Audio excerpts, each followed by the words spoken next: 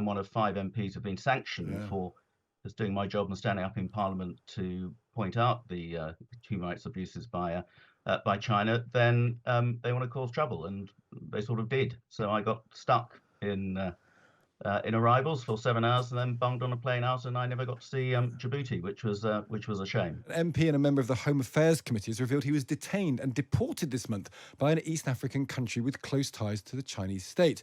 Tim Loughton has already been sanctioned by Beijing and was held at the airport in Djibouti for 7 hours before being denied entry to the country and told he would be removed on the next available flight. He joins us now. Good morning to you, Tim. Morning, Stig. Were you expecting this? I mean, you're in Djibouti. You wouldn't necessarily expect China to have that level of influence. Tell us what happened. So I'd been on a delegation to neighbouring Somaliland, which is trying to get international recognition and became independent from Somalia back in 1991. And I came back via Djibouti. The rest of my colleagues came back via Addis Ababa. I just wanted to visit Djibouti. And I had a meeting set up with the ambassador there to have a debrief about a visit to Somaliland. Literally, I was going to be in the country for barely 36 hours. So I arrived and was first off the plane, went to get my visa, was due to meet somebody who's going to take me to the hotel, and that's when the problem started. So when they scanned my passport, and then when they asked what I did, and I said, well, I'm a member of Parliament, things got decidedly frosty. I was ushered to sort of sit in the naughty corner in the arrivals lounge when everybody else off the plane was welcomed like a long-lost friend and went through. Still sitting there an hour later, nobody would tell me what the problem was. Then I was ushered into a room, and the guard with me then hot-footed out and locked the door behind me, and I was stuck in this room for several hours with only an explanation when they came to see me that no, I wasn't going to be allowed in the country. I was going to be put on the next plane home, and that was it. No explanation or anything. So effectively, I was held for 7 hours before being deposited on a flight via Doha back to the UK 24 hours earlier than I'd expected. And I still don't know why. They didn't give me official reason, but we've certainly speculated that some of the things connected with China that's really behind this.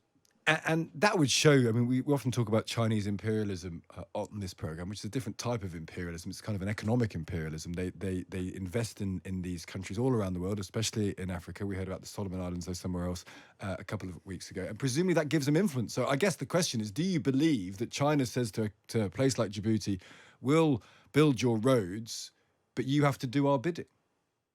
Well, that's the way that China works. I mean, the Belt and Road Project, as it's called, has made huge investments around the world in developing countries, but also ramps up debt with those countries. So a tiny little state like Djibouti, a former French colony, is $1.4 billion in hock to the Chinese. They're by far its biggest creditor. That represents about 45% of the country's GDP. So as a result of that, China is quite an important partner. They've allowed China to build a military and naval base big enough to take a Chinese aircraft carrier. They've got 2,000 Chinese troops now permanently stationed there, and they've given a quarter of the port of Djibouti, a big strategic port, to the Chinese as well. So the Chinese buy influence around the world, particularly amongst many African states, and for that there's a cost. And it's no coincidence that Djibouti was one of about 50 states that wrote a letter in support of China for what was going on in Xinjiang when it was persecuting the Uyghurs, Really? and has stood up for China's human rights abuses. Also wrote a letter to the UN in support of China's clampdown in Hong Kong with its security law, which has resulted in hundreds of thousands of people leaving Hong Kong. So Djibouti is doing China's bidding. And then when a nuisance MP like me turns up, and we heard a lot about China's threat to the region when we're in Somaliland, and of course I'm one of 5 MPs who've been sanctioned for just doing my job and standing up in Parliament to point out the human rights abuses by China, then they want to cause trouble, and they sort of did. So I got stuck in arrivals for 7 hours, and then bunged on a plane out, and I never got to see Djibouti, which was a shame. But I'm afraid this is just another example of the long malign tentacles of the Chinese Communist government at home and abroad. And you can't do anything about it. I mean, presumably it's appalling.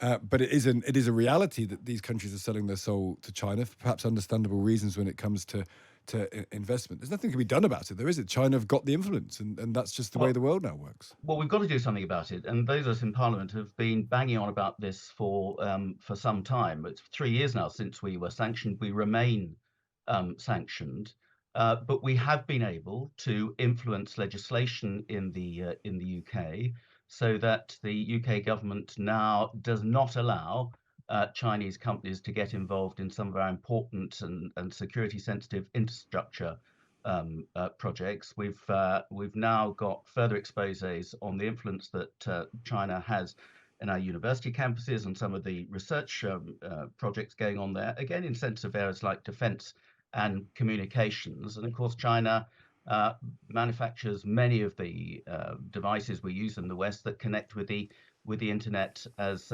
well.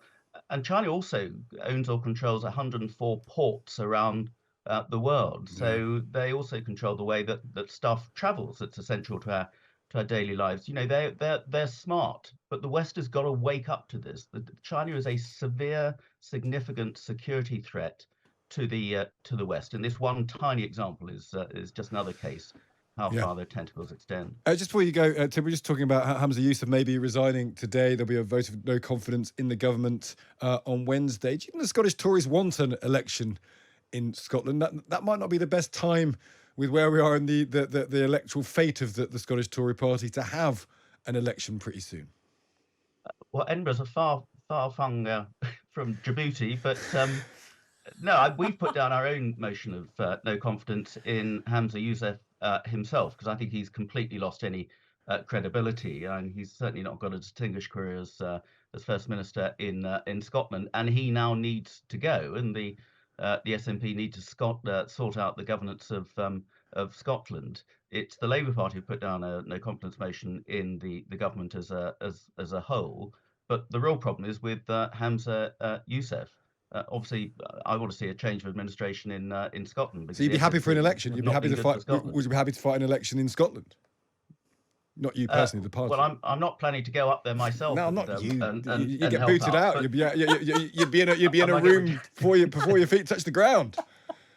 Interestingly, given that we're not faring particularly well in the opinion polls at the moment, one of the best places for us is Scotland. We won another by-election in Scotland last week in an area that is not naturally conservative. So actually, my Scottish colleagues are rather more optimistic about our prospects in Scotland than some of my colleagues perhaps are in England. But look, anything can change in the next 6 months, as God knows everything has happened in the last 6 months.